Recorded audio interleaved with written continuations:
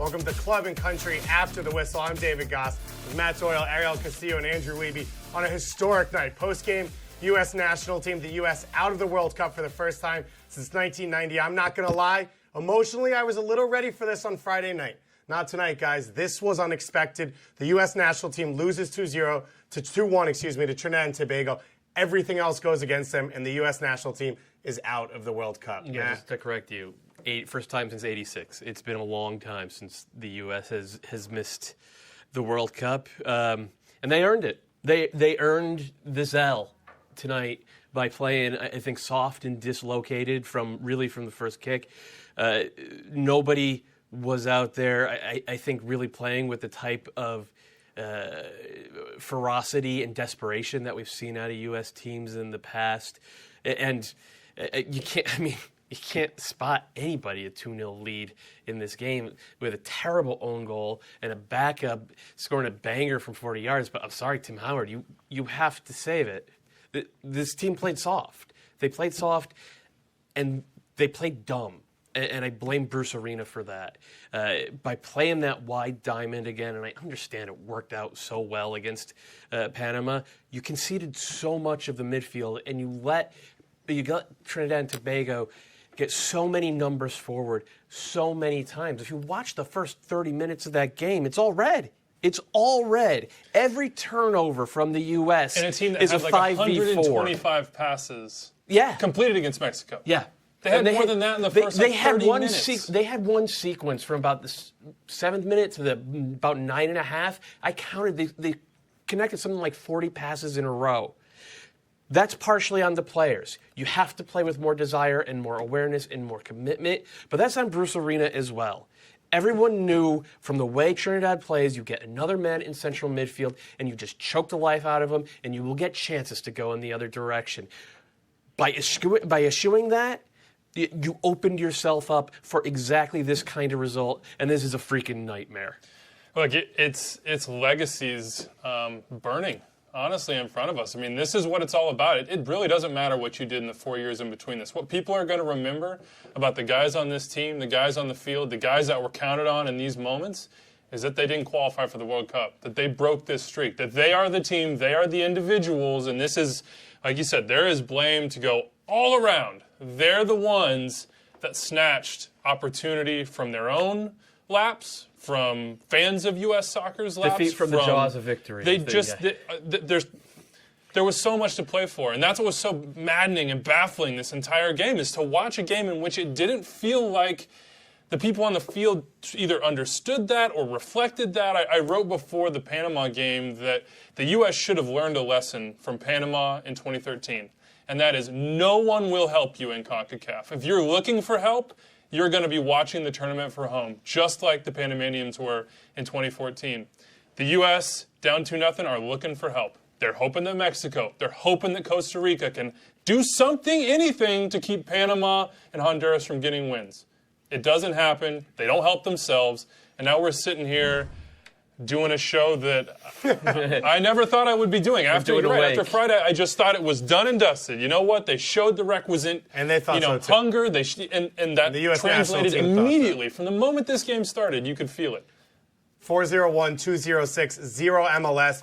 You know it. Hot-Take Hotline. Call, text, tweet, whatever you want. It's all coming in to our phones, and we're here for you. We're going to debate it all. We're going to yell about it. We're going to be mad about it, too. So keep sending us your comments and your questions. Should we? I mean, for me personally, it's just something that Andrew was saying. We're talking about legacies that are going to go out like this. I mean, Clint Dempsey was set up for a record, and this is what we're going to remember of him. He didn't get to start. He didn't even get a chance to equalize. DeMarcus Beasley, I personally was hoping that we'd get one last World Cup out of him, and it's over. And it's Michael probably Bradley, captain. Yeah. Tim Howard, his legacy. Although the way, given his performance tonight, I don't think anyone's crying that they won't see him again. But I think this might be his last night. But so there are some folks here who agree with that. Let's go to the therapy. This reminds me of like the subway where you see the text this number with your problems. Right. I'm here for you all if it's really going bad. But let's just go through some of this. So Roddy from North Virginia says, this has to be a, quote, delete your club moment for the USMNT. Taylor from Ithaca seems to have expressed the same sentiment. I mean, they're basically all really like this. Taylor also says the lost generation really reared its head tonight. Lucas from San Francisco, something that we're all thinking, this has to signal some type of change. It's unacceptable considering our resources, and even worse because we deserve it. I'm broken right now. I'm broken right along there with you, Lucas. But so to tee up a little bit of what we were talking about, CI from Portland asks, who's played their last game for the U.S. men's national team? I think period, maybe not even in World Cups, because we just talked about the guys that are just going to age out. Who's played their last game? I think probably DeMarcus Beasley, and I think Tim Howard maybe has played his as well, though he deserves a testimonial. I know it doesn't feel like it right now, but he deserves a testimonial.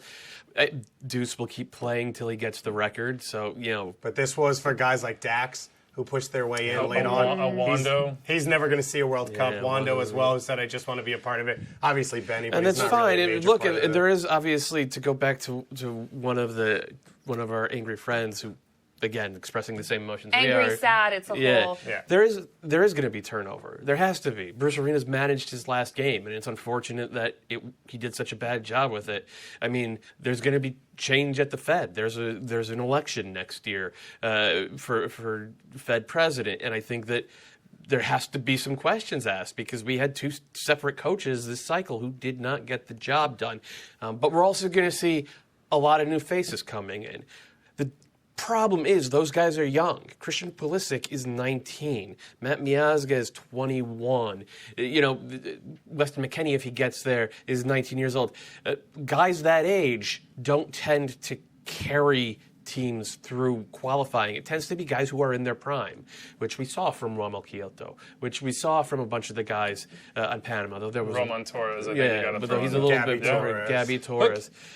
Here's what I'm warned. It's not the end of careers. Mm-hmm. Those guys had a time with the U.S. They had glory moments. They had World Cups. They had opportunities on the world stage. But it affects Tim Howard's legacy. I agree. But I'm not sitting here mourning that. This is a huge part of that. Agreed. I'm mourning it for the Christian Pulisics of the world, for the DeAndre Yedlins of the world, for the next generation that now have a huge weight on their shoulders that they shouldn't have to have, that they have to be the guys who come in and are saviors and deliver this country back to the place it should have been in a rising CONCACAF.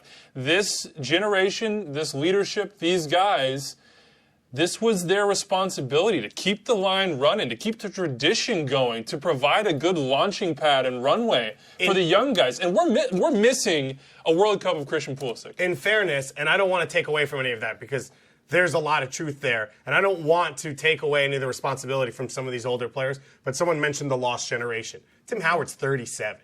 Clint Dempsey's not the guy he used to be. It wasn't really supposed to be their job to get this one done. DeMarcus Beasley was hoping to get one more. Okay, so throw it on the Michael Bradleys of the world, the Josie Altidores of the world, the guys who were supposed to, the Omar Gonzalez's, the Matt Beaslers, who I thought has been solid, but ultimately this is a team game. You all have to be there. You all have to contribute what it takes, and over the course of 10, didn't get done.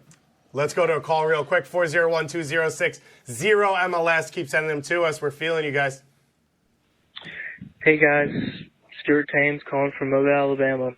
Did we really even deserve to get in the World Cup after this performance tonight? I mean, I think it has to be a no. You can't do anything, guys. I think for everyone in the world, this is just shock. I mean, I can't even speak coherent sentences right now. I mean, we didn't deserve. No, we don't deserve to get in. It's not just because of this performance. It's because the performance in the hexagonal from Game 1 was garbage. With the giving up the late goal to Rafa Marquez. Giving up against Costa Rica. Giving up. Put that on this just team. Getting destroyed 4-0 at Costa Rica. And, on down the line, there have been obviously two really good data points, but then the rest of it just has not been good enough. But so it's not just this one game. Just like for Chile, it's not just this one game tonight. Just like for the Netherlands, it's not just the one game they played this afternoon. The teams that didn't make it, by definition, don't deserve to make it. And there's nothing special or nothing unique about the U.S. in that regard. I just there are some guys in that age, 22 to 26-year-old range. They need to step up now. They need to make it their team because it can't be, we're not the 85s. Those guys for Clint Dempsey and Beasley and Bradley, they're just about they're just about cooked. It's time for somebody else to pick up the mantle, and that hasn't happened yet, and I think that's what killed us. So at the manager position for Bruce Arena, how does this affect his legacy? That's a big conversation to have, but he took over this job. They were down. He got them back in it as he started his press conference on Friday saying, I took over, we were 0-2. I have to say, I mean, this is bad. I don't see him being in the job next week, Right. maybe not tomorrow, but he inherited His a mess. resignation should be in the mail already. Like, it should have been received by Sunil. This is like one of those but the thing- open if we lose and don't You know, make it. the qualifying started 2 years ago. We had a different coach. Everything was completely different. He inherited a mess. And some of this is on him, but a lot of this is on what happened before him. And we shouldn't have dug ourselves into a hole. It's true. Look, we did dig a hole with those first 2 games, but 8 games are enough. A result at Trinidad and Tobago should be enough. And this team came out flat. They came out uninspired. And they came out flat at home against Costa Rica. They did. Emotionally, where they were at, and that performance and this performance, I think is what goes biggest on Bruce. Yeah. Not even the tactical mistakes in this game. Yeah. It's that he didn't have his guys ready when he put them in a place where it was like, you recovered. We're still alive. It's so baffling to me, though, that a bunch of professional, world-class players, guys who've played at the top level, who've been to World Cups, who know what it takes to get done, would need Bruce Arena to walk into a room to jack them up. It's weird. Like, right? that's such a bizarre and idea it's not, to me. And it's especially weird because if you look around what happened in CONCACAF tonight, every MLS player, other than the ones who play for the United States, scored. Right. Whether it's Roman Torres or Kyoto or Elise, Johan Venegas, Carlos Vela. You know, I think Quintero scored for Perez. Panama. He's not even in the league anymore. Yeah. I mean, this is the goal that just kills you, right? But his performance all night showed that he wasn't prepared to play, and whether it was the conditions, because guess what? He struggled at Honduras. That's not a surprise. Or was it that coming off a Friday night game of high intensity and high Crazy energy travel. and flying down here and humidity, maybe he wasn't ready to go again. And Bruce didn't have that temperature of the room at all. I know you say it's your job to do it, and I fully agree No, and I agree. with that. And I'm not saying, I'm not absolving Bruce Arena. I'm just saying as a group, to fall flat on your face like that, what... Does the experience not matter? I mean, what have you been building up all of these years? This is supposed to be the time where you reach into the well and you say, we've done it before, we know exactly how to do this. I'm not going to be the one that comes out and is flat. I'm not going to be the one that comes out and is slow-footed or quiet or lets my guy beat me. And that happened all night long. Does it go back to what Alexi Lalas says? Is this group just too soft? You said, you made a comment, and I think it was on Extra Time Radio, I don't remember, where you had said, if you can combine the grit of the old U.S. national teams with the quality here, and you watched this game today and that grit wasn't there. No. That identity for the U.S., which Jurgen Klinsmann wasn't here to take away, but he was going to change the way we play. You look at this game, they were knocking it around down the left side in the 75th minute on a field that didn't roll when you just needed to pound balls in the box and hope you get a lucky bounce. And they couldn't figure out how to adjust the way they played out on the field. Alvin Jones took a shot from 40 yards away. DeAndre Yedlin's running through a gap 20 yards away. Take a shot. Make something happen. Beasler's knocking it around the back. And that idea and that comprehension of we need to do what it takes, and that's it. Yeah. We don't need to do more than that. There was no Frankie Haydick out there. There was no Ernie Stewart. There was no Eric Winalda or Brian Pablo McBride. Pablo Mastroeni.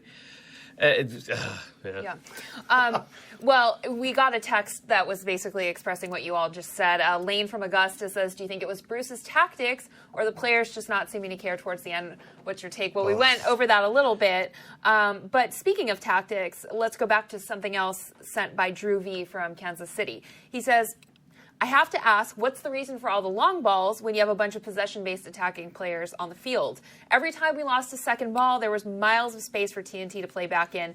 I can't believe this is the tactical plan. And I have to say, we were talking about Michael Bradley, but I feel like Michael Bradley got hung out to dry a little bit last time too. He just got stuck up there with all this space and really no one to help him out until that Kellen Acosta sub. Yeah, and even that Acosta was more wide than anything else. I don't know. I don't know what happened with Bruce and his staff looking at the game tapes and deciding like, wow, we're not going to worry about winning second balls in central midfield, especially on that the field wasn't the swamp that it could have been, but it wasn't a great field It was a to play washboard. on. Yeah. It's like everything's bumpy. But it's CONCACAF, like we have to exactly. forget it, you know? Exactly. And like in the past, the right adjustments have been made and the right the guys with the right mentality have gone out there and just gotten the job done. And there wasn't that. To sort of answer the question, whether it's the players not caring, I do think they cared, or whether it was Bruce's tactics. I do put it more at the feet of Bruce than anybody else. I do think that in just about any other formation, any other approach, we don't leave ourselves open for 2 goals like that. We're not letting dudes get down the flank and bend in dangerous crosses, and we're not letting somebody run up 35 yards and have no pressure on them and just take a rip for a miracle goal. 401-206-0MLS. Keep sending us texts. Keep sending us calls. Let's go to a call right now. This feels like a nightmare. It is. I feel like, I don't know if it's real yet, that we're not going to Russia. You're not waking up. Last year it was Mexico, and this year it's us. I don't know. I think there was, at least for me, an element the whole time of, something will happen, because since November 19th, 1989, something has always happened. Paul Caligiuri, Landon Donovan against Algeria to get through when they deserve to get through. Brad Evans and Alan Gordon, whatever Connor it is. Casey, Eddie Johnson, insane moments. Charlie Davies showing up. It didn't matter. Something always happened. I know this is it's a little petty, but I think back to the whole social media and et cetera, about Lake Otto Bolden yesterday. And I think, boy, that's like the precursors of us thinking, all good. Yeah. We're just here to get a result and get out of here. We're going to the World Cup. It felt too casual. It felt dismissive of the obvious challenges that faced them, despite the fact, by the way, that Trinidad and Tobago, we haven't mentioned this, in the worst run of form in their national history. 9 games without a win. Yeah. Their B team. This is not Jovan Jones, Kevin Molino, and the Hot Boys. Jones, yeah. This is not a team that you should expect to come out and run things on you. This is a team that you should bully a little bit, even if you have to eschew your tactics, even if you have to go direct. Which I was, by the way, okay with. And as I said, I thought saying that was the wrong tactic. They played that way on Friday. That may not be the way you want them to play, but they scored 4 goals. Just get the ball in the final third. But here, you have to play that way. Just get the ball in the final third. You can't be a possession player on this field. Pulisic had good moments because he's so talented, and he's obviously scored the goal, and he was able to beat guys every once in a while to the end line.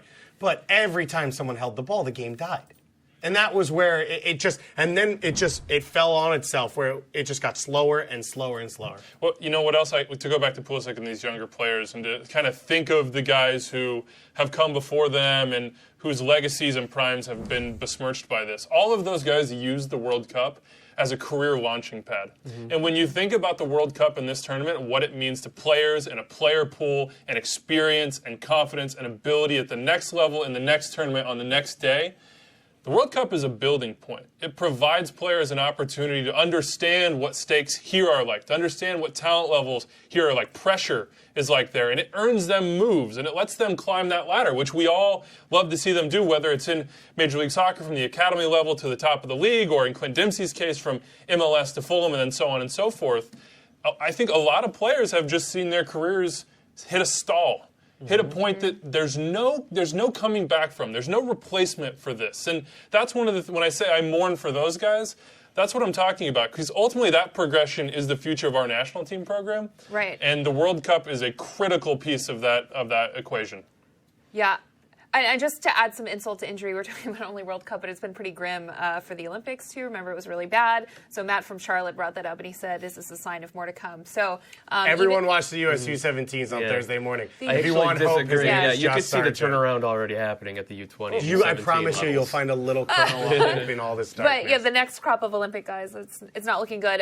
But let's just move on to the question that everyone's asking. Well, Victor from California says, what's weird is that everyone was calling Klinsmann the worst yet.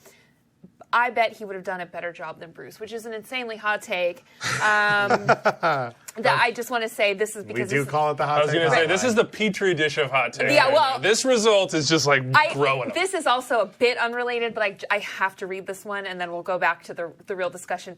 Robert from Downey, California says, I would prefer to have not qualified in the World Cup than be eliminated in the group stage. That's definitely false. It's scorching. I just had to read that. But let's move back to the real discussion here. And basically, everyone in my phone is asking, who's the next coach? I mean, who do we even hire? I don't think we have Who does the backup. hiring? Yeah.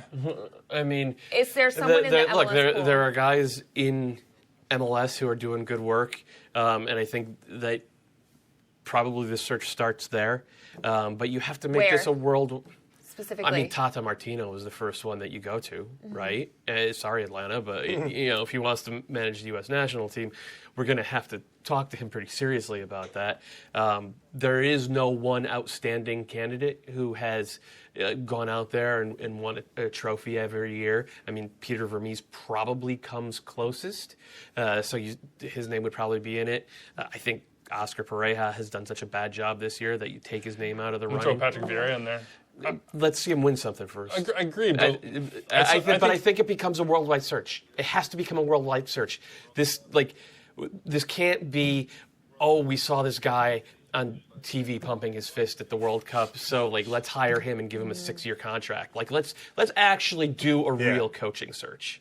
There's a certain level of repair that has to happen, I think, after inevitably something like this, of psyche, of mental toughness, of attitude that permeates throughout the team. I mean, there has to be an element of that with whoever comes in. The type of leader that you bring in, I think in some ways is going to need to be kind of a forceful guy, because what we're looking at here with this change of guard and this change of, generations, someone who's that leader. That's what we've kind of harped on over and over here.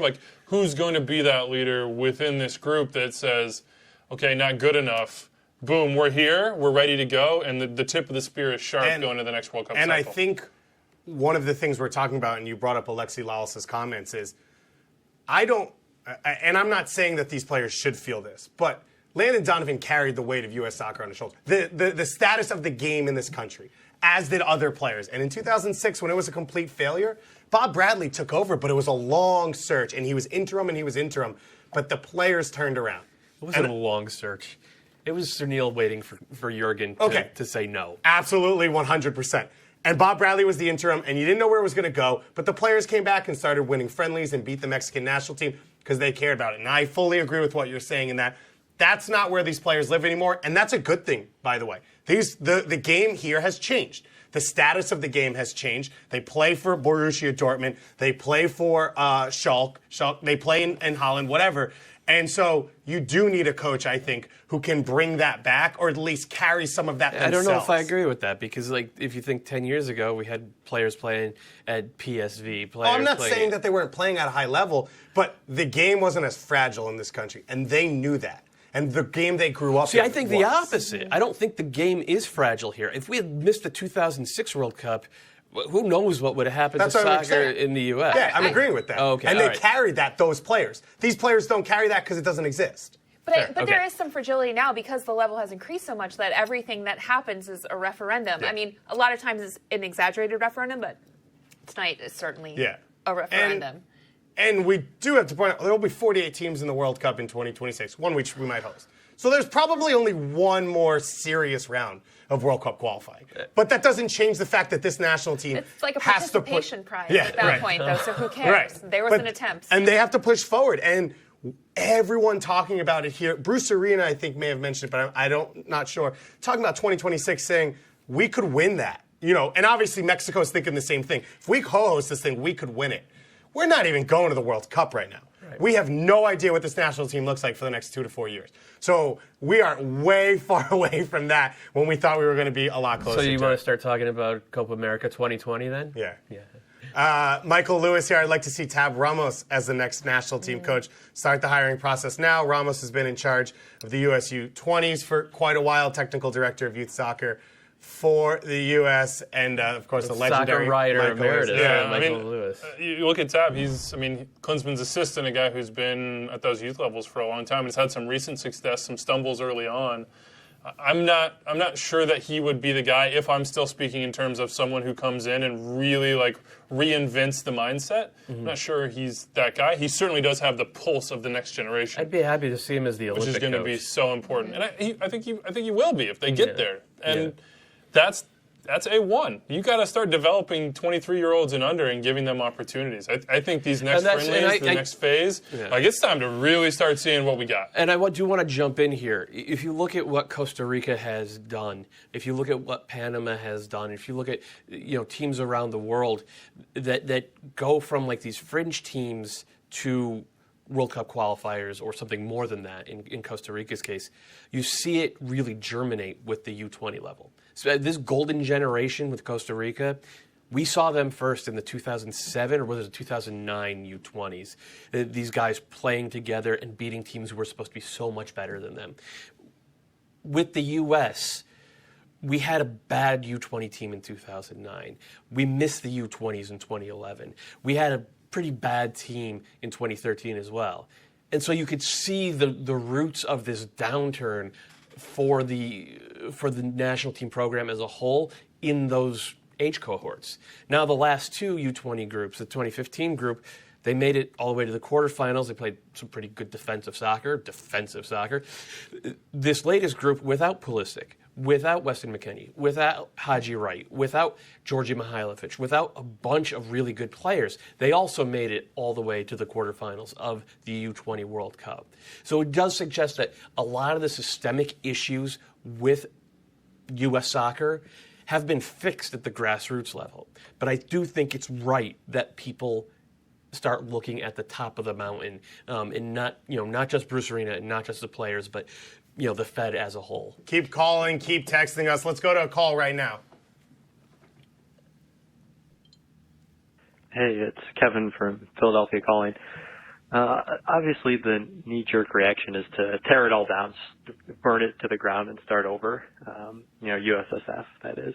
Is that the best thing right now? My real question is, how can we tell that this is the result of a systemic failure? And how does USSF go about determining what systems in particular failed? I mean, I think right now it's looking at this first team and wondering if it trickles down. But what I would say about the entire system is, you look at Sunil Gulati, and I know a lot of people are going to say, Sunil's got to be out, election coming. Like, we've all talked about this 2026 World Cup. All of a sudden, this takes on an importance that far outstrips what it was even before, which was huge, which was life-changing for all of us as soccer fans, as consumers, as people who work in the game.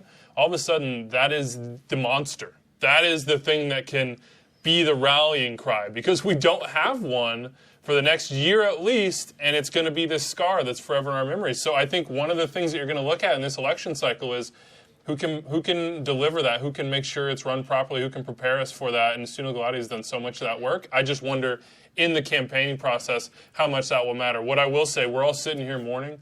We're all sitting here kind of in shock, and we know how much it affects us as individuals and fans, and this is our hobby, this is our livelihood, this is everything. And there's so many other people out there thinking that. There's a lot of people out there, casual fans of this game, that are seeing the headline and going, okay, like, oh, that sucks, too bad. And that's momentum that's just gone. That's just evaporated. An opportunity for all of us who love this sport to see it grow, to see it take another step, and it's demoralizing. But also, when did you become a huge soccer fan? Like, what brought you in? I would say the World Cup in Germany. 1990 World Cup. It's the U.S. national team, and that is the part, the casual fans, not just becoming soccer fans, but becoming U.S. fans, and then becoming MLS fans, or becoming U.S. fans at all. No, but all the MLS players play for Panama and Costa Rica and Honduras. And we'll go into Mexico. Think about, like, my first experience was 94 as like I was 8 years old. Think about all the millions of 4 to 12-year-olds that are still forming as people and deciding what they like and deciding what their passion is and what they'll pursue for the rest of their lives. They've got a summer where their heroes are dormant, where their heroes are silent, and they've got a sport that's reeling right now. I really think that. Let's talk about the region overall, because we're talking about the state of U.S. and everything. And Patrick from Detroit has a call out for us, and I think it's a little bit deserved too, for us, literally sitting here. He says, this is the state of the no. sport. He says, you've mentioned bad fields, hacking, and the overall play in CONCACAF. The phrase, quote unquote, but that's CONCACAF is so irritating. And I mean, I definitely said that like a minute ago. He says, you guys use it in every broadcast. Why is it okay for the standard to be lower for CONCACAF And should we expect more? So is the standard lower? Is it getting better? The quality on the field is getting better, and Much you, better. Yes. you better believe that I'm buying my yeah. pan. I mean, I went to a Honduras game in the 2014 World Cup. I'm going to be there for all those teams. I'm going to root for CONCACAF, and I always do. But this isn't a soccer conversation. When you talk about the fields and you talk about this, the Otto Bolden Stadium and what happened isn't a soccer conversation. It's a larger economic situation. It's a larger situation, political, than what that is. So that's a lot of that. The gamesmanship and whatnot, I mean, it happens everywhere. It's maybe allowed a little bit more. We say that's CONCACAF because that's what we see all the time. I mean, you could easily be saying that's CONMEBOL, that's UEFA. Crazy stuff happens all over the world all the time in this sport, and that is part of what makes us love it so much. Syria's been playing home games in 18 different countries, and they got a post away from going to the World Cup or going into the next playoffs. And I want to make sure people understand, this is not an excuse. That's CONCACAF because CONCACAF. It's, to me, when I say that, it's almost like an expression of love. Like, this is our own very weird, warted, strange thing that we all get to be a part of. Like one of those things where you're walking, it's like a pizza rat thing to New Yorkers. It's like, oh, that's New York. Right. You know, it's like, that's why we love it here. You know, and that's CONCACAF. And in the past, our guys have been tough enough to deal with it. Yeah, so you're talking about you're going to be there for Panama, Honduras. Do we all root for CONCACAF now because it's the region? Because Dan from El Paso even he's absolutely gutted, right there with you, Dan. But my wife is from Mexico. Can I root for them in 2018? So is this where we just start rooting for our rivals? Absolutely. I mean, now I'm going to put out there, I'm not rooting for El Tri, but I'll root for the rest of CONCACAF. And you're allowed to root for whoever you want. I'm down for CONCACAF. I am so Team Messi. I don't care about anything else. I just want to see Messi get one. I mean, but, okay, here's the question for you. We're kind of like By the way, I am around it. stoked that Chile is out. See ya. Goodbye. How does this affect your World Cup watching habits? How does it affect the way the tournament touches you? Because you mentioned it. For so many here, it's the World Cup and everybody loves it. We watch all the games, but the rhythm to it, the kind of like heart-wrenching dedication and the reason why this country throws itself in there and stands on street corners and screams is because of the U.S. Yeah. How does it change the tournament in this country? I mean, for me, it goes to the way I watch other tournaments in which the U.S. is not playing. I go for my star players that at least make me feel good personally. And I just hope that they succeed. So. I had the experience of being a Metro Stars fan for a little more than a decade. So you're professional at this. Right. And I loved that team. And then, you know, some things happened in terms of the rebrand and then getting this job. And it was easy to go neutral and just enjoy the league for the league. And that's how I'm going to enjoy the World Cup. Like, I still love soccer. And there's going to be good soccer there next year. And like I said, Team Messi all the way. It definitely changes things in terms of the way the country's going to view it, right, and the experience. There's not going to be their viewing parties. There isn't going to be the Power and Light District, and there's not going to be the parties in Chicago. There's not going to be the Times Square viewing parties. That thing goes away because you'll have Colombia watch parties. You'll have Mexican national team watch parties.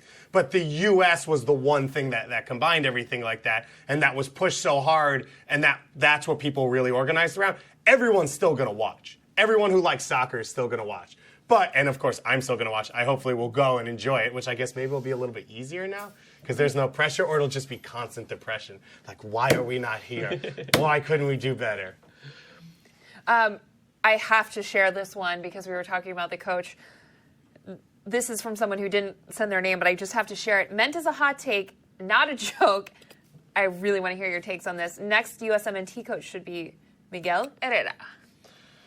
Imagine that. I mean, he'll bring a passion. I just wanted to make you all smile. Yeah, look, he'll bring a passion. I mean, this is where we're at. This is going to be the temperature of this team for a while now. Our name's getting thrown out into the press, and so-and-so's been rumored, and we've talked to them, and that's our reality. I just want, it's got to be someone, to me, it's got to be someone with a track record.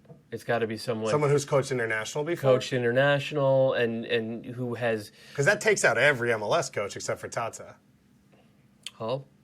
I mean, I'm not saying he's the perfect coach. He does some stuff that's infuriating, but it's less infuriating in a national team setup than it is in a club setup. But Herrera has done some good stuff. I hope that he sends a resume in and the powers that be take a look. I don't think there's an obvious answer at this point. Yeah, it's pretty dark in here, man. It is. I actually got a couple texts just about you specifically. just to make you feel better, It's the preacher collar. Yeah, no. Shouldn't have worn a black shirt. Someone says, please don't cry because then I'll lose it. But there's someone else who's expressing solidarity, but for the other thing, Michael from New Jersey says, can Matt engage in some ugly crying as he promised because he doesn't want to cry alone?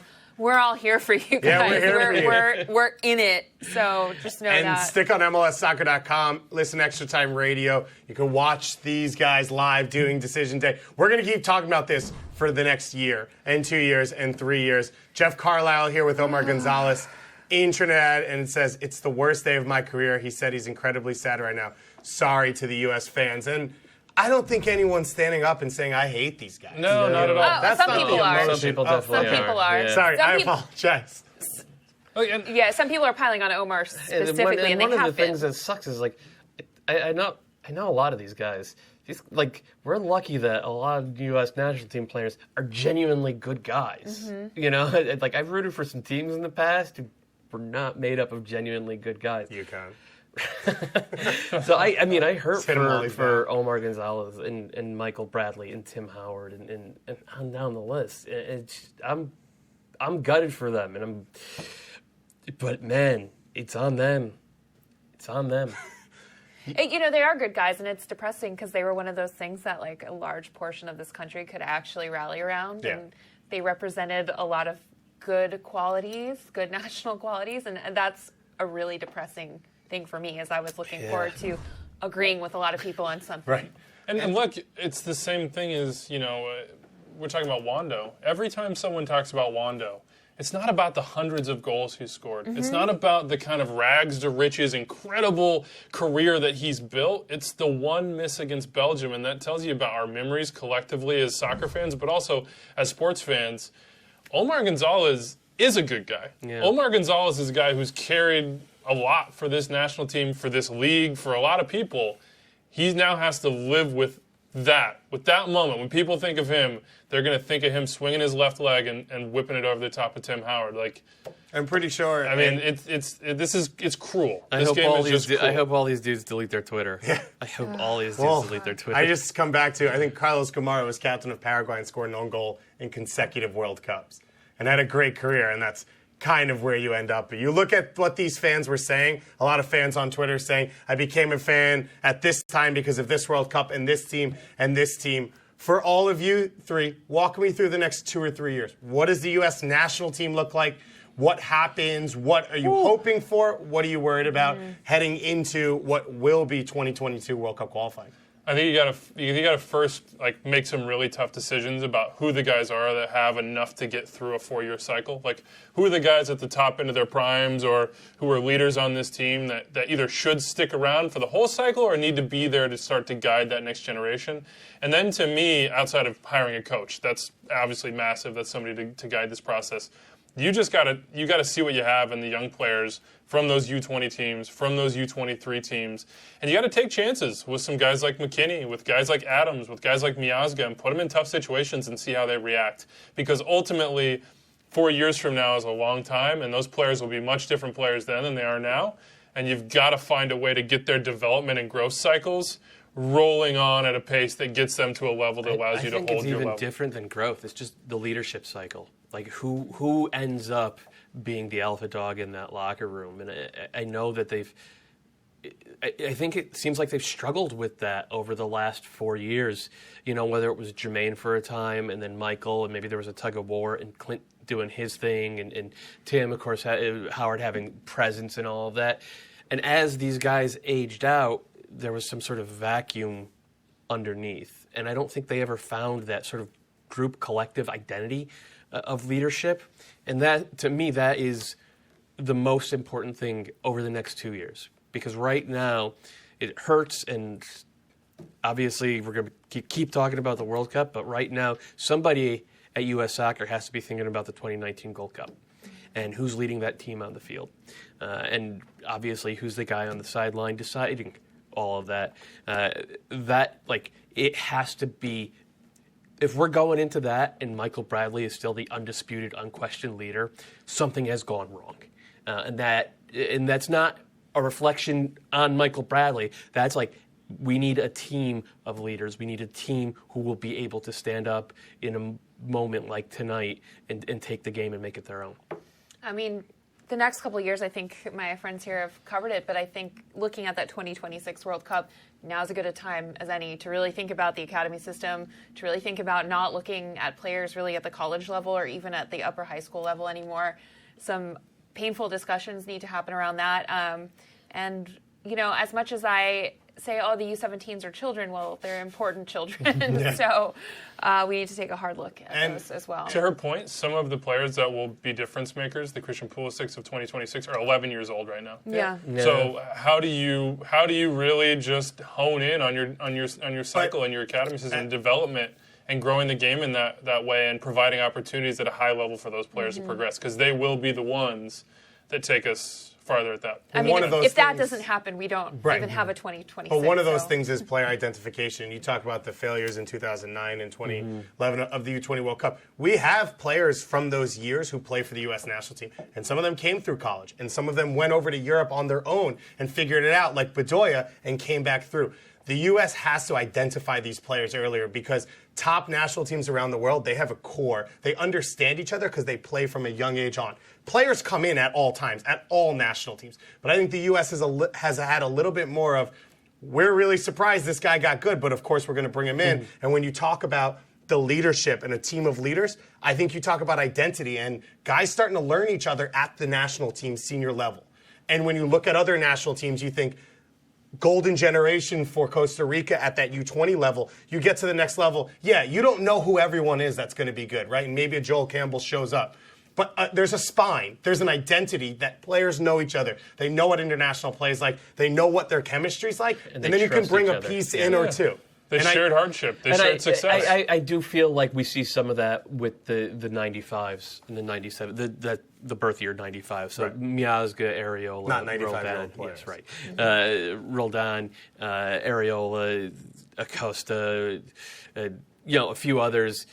So I do see that coming through, but I think that the talk of 2026 is nuts. Right now, the talk has to be on the 2019 Gold Cup. I disagree with you. What has the Gold Cup gotten us this time? And we won it. I think the key, and I'm not saying go back to what was it, Plan 2010? But how the US was going to win the World Cup? We got to start getting back to pounding CONCACAF teams again. Yeah, but you also. But do you think that that's a reality? Like that to me, that's asking a bit much after this qualification cycle. Yeah, we want to get back to that. So then what? Like you guys are talking about 9 years away. A World Cup 9 years away. I'm just saying this might be the chance, not for a reboot, because I don't think you tear everything down and go crazy, but this might be the chance to say, hey, we've got 3 years to just play a bunch of kids and see if we can long game this, but long game this to peaking around 2024 I think that's what we're all saying. Is the 19 Gold Cup is a tool. Like, if we don't win that tournament, I'm okay. If we come to the tournament and we show a hardness, that's a different. Well, let's look Suno Galati, Jeff Carlisle down there, and he says, you don't make wholesale changes on a ball being 2 inches wide or 2 inches in. We'll look at everything. Listen, they were close. Panama barely got in. By the way, have we talked about it? No, because we shouldn't, though, It doesn't matter, I know. But Blas Perez had a goal that was the first goal for Panama that barely crossed the line. Hernandez kicks a ball off the crossbar that hits Ochoa in the back of the head and goes in. Otherwise, we're not even sitting here. Dempsey hits a post. It has to be said it goes many ways in that we were lucky maybe not to get a couple of penalty calls during this game. Yep. So it could have gone even worse. Yeah, and then I just think when we're talking about this game, though, that's not the conversation. Because that is minimizing this conversation to say that things didn't go well for us today. When in reality, you had 2 years to qualify for this World Cup. Was Mexico worried about those weird moments? Was Costa Rica worried about those weird moments? Nah. Yeah. No, they were safe and sound. They did their business. They did their business against us. And they were not. I mean, I'm not saying they lost in any way on purpose, but Costa Rica was not going to gut one out so that we could get into the World Cup. You can't rely on people to help you. Come on. And I don't blame anyone, and I don't think anything wrong happened on any level. But that's the reality of it, was Costa Rica was not going to throw a body out there into the post to gut one out for us. And that's the way it should be. But the scary part was that we didn't do it for ourselves in this game. By the way, props to Panama. Got shellacked, smoked. Yeah. Just national nightmare of their own on Friday at our hands with an opportunity to qualify for the World Cup. Rebound and find a way. Find a way after multiple gut punches over the year. I mean, Roman Torres. He's had quite a year. I'm happy for Panama. He's a goal scorer. I am. I'm happy for Panama. This is an incredible moment for a country that needed it on a soccer scale. While we're sitting here talking about, oh my God, our legacy, our streak is dead. This is their first World Cup. Look what that means. So for Panama, they get third place, so they are fully into the World Cup. Oh my God. Honduras drops into the playoff. Blas Perez, Felipe Beloy, Jaime Pinedo. You see Roman Torres. That generation, Gabby Gomez, those guys who have been a part of this for so many years, who had their hearts broken, now they get a chance to go there. Honduras will play Australia in a playoff that'll happen in November. That will affect MLS playoffs very heavily, of course, because those players are going to have huge games, the most important games potentially of their lives to get into the World Houston's Cup. still going to be in the playoffs? Yeah, I don't know. You think Seattle's still going to? Oh, sorry, never mind. Roman Torres. I think Roger Espinosa's out here My apologies. texting some folks at the Federation just like, hey, I was completely kidding. I'm back. I'm ready. When you look at the fans out there, give them some positive, some bright light, maybe some words of support. Look at me too. Help me. Yeah. Look at all of us. I'm still getting tweets and texts about you crying. So everyone is very concerned about that. It turns out. Yeah. It turns out there's no ugly crying tonight. It's just like the slow burning rage. For now. Yeah, for now. We'll see what happens after I get into Does anyone have any words of support they'd like to put out there? I do. In my non-soccer life, I teach yoga classes, and I tell my students that any moment of joy and any moment of pain is just really fleeting. So, as bad as you feel now, you won't feel as bad at one point, and you might feel worse about something else. So really, you just have to ride that wave. And U.S. women's national team. 2019 World Cup in France. They won the last one. They're the holders. Hasn't been easy for them either if we want to get into big picture philosophy on soccer and how it all works and what it all looks like for you guys. I took it in a weird direction, sorry. Andrew, last words. What do you walk away from? What do you got to get off your chest? To my fellow fans, I will happily take that designation as my own as well. To dedicate your life and your free time and everything else that we do to this game, it's because we love it, and that's not going to change. For me, I don't think for anybody else out there. We still love this game. We still want the best for it in this country, and we'll still do everything we can to push it in that direction. This is not a death blow. This is a sad, terrible, terrible night that none of us will ever forget, and there's no doubt about that. But I truly do believe that things are getting better across the board despite this setback. The academy system, what it means to be a fan, the fact that I can walk out and I'll see people in MLS gear or national team gear or whatever else it is. When I got into this in 2006, which I know is not that long ago, it didn't feel that way. It didn't feel like you could talk to people who knew what they were talking about and truly lived it and loved it. And there are millions of us, and we'll keep marching on. And there's another one coming. So we got to find a way. 2022. Oh, man, that sounds like a speech my friends have given me after a breakup. It does get better. I have a son that was going to be born before this, and he will not get to witness this. It's tough, obviously, being someone who's only been alive for the U.S. qualifying. It's hard, but, there's always club teams, and there's always ice cream. So, probably find myself face down in a pint. The only constant is entropy. Everything becomes nothing. Happiness is an illusion. And on Doyle's last note, I will say for you that, like we said, watch the U17s, but watch MLS, watch USL, watch the academies, watch college soccer. There's a lot of great talent out there. If you're a U.S. fan, a Canada fan, a Mexico fan, a Honduras fan, a Panama fan, across the board. This is something that unites us all as national teams. We don't have that right now, but go we still support got local CONCACAF. soccer. Go get your coaching license. You could do at least the first one online. Bruce Arena was like a lacrosse coach. We need him. He looked like it tonight. We need more good coaches at all levels. Be a part of it. Referees too. Just saying. Yep. And this show has been an absolute pleasure this year. A Gold Cup victory and then a historic moment. Yeah, November 19th, 1989. Paul Caligiuri's goal. No one saw it coming then, and maybe no one will see it coming next time for the U.S. national team. For all of us here at Club Our Country and, of course, our fearless leader, Abner Aceves, thank you so much for watching, and hopefully we'll see you next time.